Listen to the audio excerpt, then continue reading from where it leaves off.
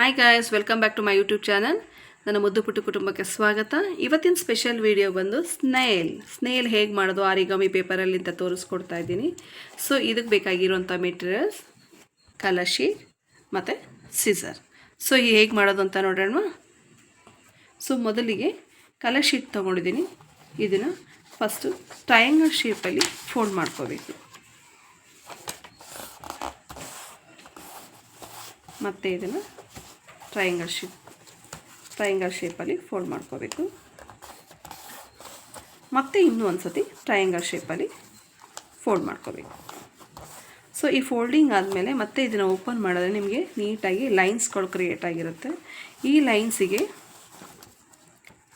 ಏನು ಈ ಶೀಟ್ ಇದೆ ಒಂದು ಸೈಡು, ಇದನ್ನು ನೀಟಾಗಿ ಓಪನ್ ಮಾಡಿಕೊಂಡ್ರೆ ಸೊ ಈ ಥರ ಫೋಲ್ಡಿಂಗ್ ಸಿಗುತ್ತೆ. ಅದೇ ಥರ ಬ್ಯಾಕ್ ಸೈಡ್ ಕೂಡ ಈ ಥರ ಓಪನ್ ಮಾಡ್ಕೋಬೇಕು.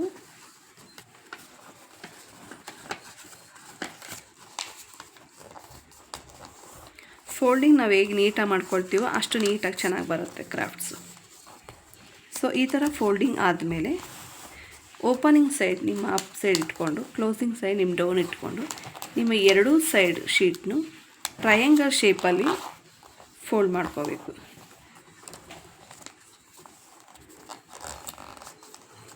ಆಪೋಸಿಟ್ ಶೀಟ್ನ ನೀಟಾಗಿ ಟ್ರಯಾಂಗಲ್ ಫೋಲ್ಡ್ ಮಾಡಿಕೊಂಡು ಮತ್ತು ಈ ಪಾರ್ಟ್ಸ್ ಕೂಡ ಫೋಲ್ಡಿಂಗ್ ಮಾಡ್ಕೋಬೇಕು.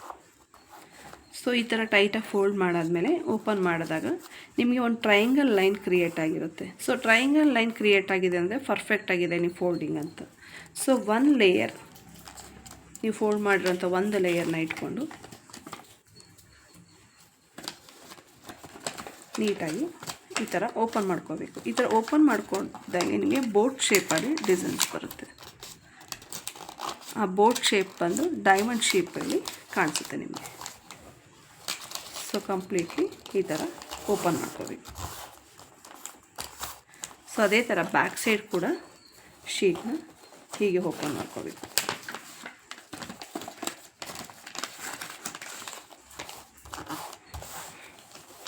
ಸೊ ಈ ಥರ ನಿಮಗೆ ಡೈಮಂಡ್ ಶೇಪಲ್ಲಿ ಶೀಟು ಕ್ರಿಯೇಟ್ ಆಗುತ್ತೆ. ಸೊ ಈ ಥರ ಡೈಮಂಡ್ ಶೀಟು ಕ್ರಿಯೇಟ್ ಆಗಿದೆ ಅಂದರೆ ಪರ್ಫೆಕ್ಟ್ ಫೋಲ್ಡಿಂಗ್ ಇದೆ ಅಂತ ಅರ್ಥ. ಸೊ ಇವಾಗ ನೆಕ್ಸ್ಟ್ ಸ್ಟೆಪ್ ಏನು ಮಾಡಬೇಕು. ಸೊ ಈ ಥರ ಡೈಮಂಡ್ ಶೇಪ್ ರೆಡಿ ಆದಮೇಲೆ ಈ ಥರ ಓಪನಿಂಗ್ ಸೈಡ್ ಇರುತ್ತೆ, ಒಂದು ಸೈಡು ಕ್ಲೋಸಿಂಗ್ ಸೈಡ್ ಇರುತ್ತೆ. ಯಾವ ಓಪನಿಂಗ್ ಸೈಡ್ ಇರುತ್ತೆ ಆ ಸ್ಪಾಟ್ನ ನೀಟಾಗಿ ಈ ಲೈನ್ ಕ್ರಿಯೇಟ್ ಆಗಿರೋ ಜಾಗದಲ್ಲಿ ಫೋಲ್ಡಿಂಗ್ ಮಾಡಬೇಕು. ಎರಡೂ ಕಡೆ ಸೇಮ್ ಫೋಲ್ಡಿಂಗ್ ಮಾಡ್ಕೋಬೇಕು ಈಕ್ವಲ್ ಆಗಿ.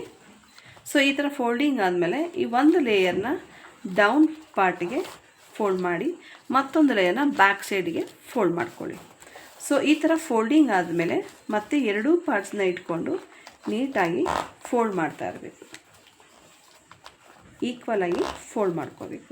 ಸೊ ಈ ಥರ ಫೋಲ್ಡಿಂಗ್ ಆಗಿರೋಂಥ ಪಾರ್ಟ್ಸ್ನ ಒಳಗಡೆಗೆ ಫೋಲ್ಡ್ ಮಾಡಿ,